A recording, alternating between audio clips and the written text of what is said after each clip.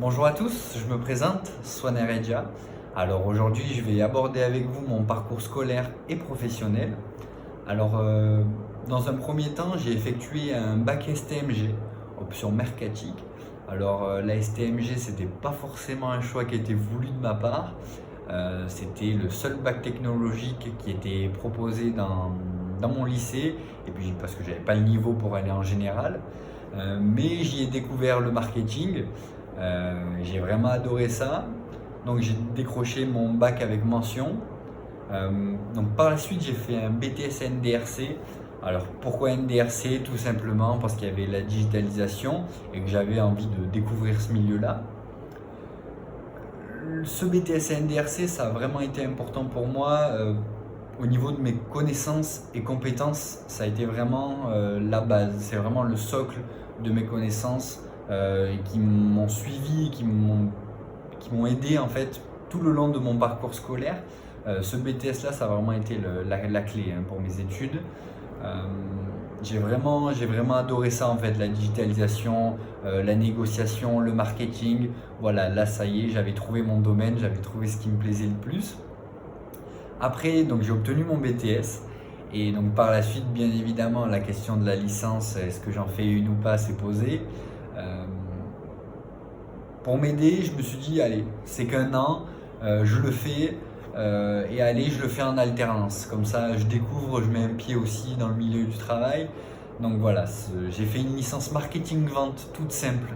Pour moi, l'objectif, c'était acquérir de nouvelles connaissances en marketing et obtenir ma licence et je comptais m'arrêter là.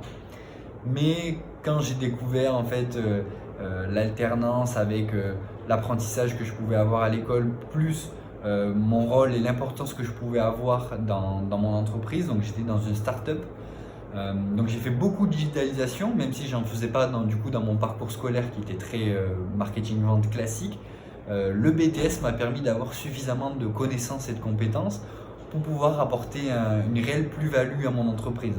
Donc c'est pour ça que ça a tout de suite matché, on s'est tout de suite bien entendu, ça a très bien fonctionné, moi j'étais très content. Euh, donc voilà, j'ai obtenu ma licence, ça allait très très vite euh, et j'étais deuxième de ma promo, c'était vraiment une année parfaite pour moi. Euh, et donc je me suis posé la question, qu'est-ce que tu as envie de faire, qu'est-ce que tu as envie de découvrir, qu'est-ce que tu as envie d'apprendre? Et donc j'ai décidé de faire un Master 1 à l'INSEC Lyon euh, en data management. Donc là, on rentre vraiment dans la partie données. Mais c'était une année qui a été très intéressante pour moi, une année que j'ai validée, mais qui était très intéressante euh, car c'était encore un plus que je pouvais apporter dans ma vision du marketing digital et cette fois-ci donc de la data, est ce que j'allais pouvoir du coup apporter en fait à mes supérieurs et à mon entreprise. J'ai eu une promotion dans l'entreprise dans laquelle j'étais. Donc voilà, pour moi c'était parfait. Euh, Professionnellement, tout marche, tout me réussit pour l'instant. Donc je croise les doigts pour que ça continue comme ça. Là, je suis actuellement en voyage pendant quelques mois en Asie du Sud-Est. Mais j'ai pas oublié l'école, j'ai pas oublié non plus mon cursus professionnel. Donc voilà, en rentrant, j'effectue un Master 2 en tant qu'expert en stratégie digitale. Donc là, je me recentre vraiment sur le marketing digital, l'appui avec les réseaux sociaux, etc. Donc voilà, j'ai hâte que cette année commence. J'effectue donc cette année dans une nouvelle entreprise. Donc c'est pour moi un nouveau challenge. Euh, donc voilà, j'ai hâte de commencer.